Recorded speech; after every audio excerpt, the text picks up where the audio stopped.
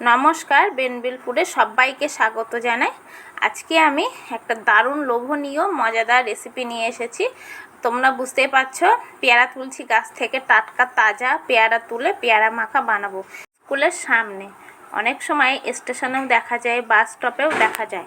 চলো তাহলে দেখে নিই কীভাবে পেয়ারা মাখা বানাই বাজারের মতো। তার জন্য প্রথমে আমি গাছ থেকে অনেকগুলো পেয়ারা তুলে নিয়েছি, আর এই পেয়ারাগুলো তোমাদেরকে দেখাচ্ছি। পেয়ারাগুলো কিন্তু লাল ভিতরটা। দেখো, এখানে অনেকগুলো পেয়ারা নিয়েছি, ধুয়ে পরিষ্কার করে এবার এই পেয়ারাগুলোকে কেটে ছোট ছোট টুকরো করে নিতে হবে।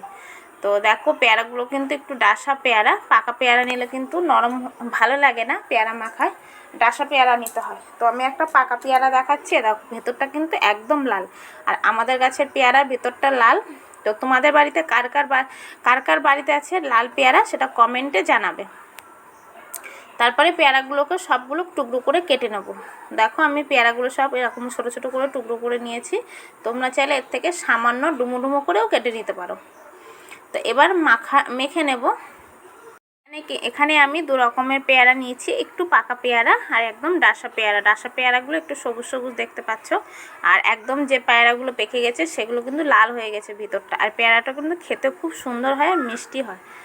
তো পেয়ারা মাখা বানানোর জন্য প্রথমে কাঁচা লঙ্কা কুচি দিয়েছি, লঙ্কাটা তোমরা পরিমাণ মতো দেবে। তারপরে দিয়েছি বিট লবণ। এবার দেব লেবুর পাতা, কিছু ফ্রেশ লেবুর পাতা তুলে নিয়েছি, সেই লেবুর পাতাগুলো এরকম করে চিড়ে দু টুকরো করে দিয়ে দেব। তোমাদের বাড়ির হাতের কাছে যদি না থাকে তো দেবে না। আর আচার দেবো এবার। এই আচারের যে মশলাটা দিচ্ছি সেটা কিন্তু একদম বাড়িতে বানানো, আর এটা আমি বাড়িতে বানিয়েছিলাম, সেই মশলাটা নিয়েই দিলাম। তারপরে দেবো কাসুন্দি ছাড়া কিন্তু পেয়ারা মাখাটা ভাবাই যায় না। কাসুন্দি দিলাম, দিয়ে এবার দিচ্ছি লবণ, যে লবণটা আমরা ঘরে ব্যবহার করি সেই লবণটা দিলাম। তারপরে ভালো করে মিশে নেবো। আর এই মাখার সময় হালকা হাতে মেখে নেবে, বেশি নাড়াচাড়ি করলে কিন্তু ঘেটে যাবে। দেখো, আমার মাখা হয়ে গেছে। তোমরা চাইলে 5 মিনিটের জন্য রেস্টেও রেখে দিতে পারো।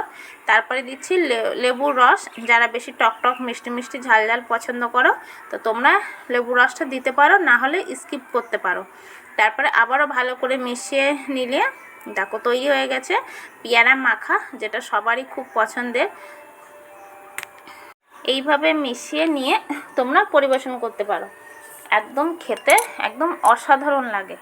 যারা আমার ভিডিওগুলো নতুন দেখছো তারা অবশ্যই সাবস্ক্রাইব করে নেবে, পাশে থাকা নোটিফিকেশন বেলটা অবশ্যই প্রেস করে নেবে এরকম ধরনের নতুন নতুন ভিডিও পাওয়ার জন্য। তোমাদের এই পেয়ারা মাখা রেসিপিটা কেমন লাগলো অবশ্যই জানাবে, আর একটু উপকার হলে লাইক করো এবং শেয়ার করো। তো দেখ কত সুন্দর লাগছে, একটা পেয়ারা তোমাদের তুলে দেখাচ্ছি। আর পেয়ারা মাখাটা গন্ধ কিন্তু খুব সুন্দর বার হয়েছে।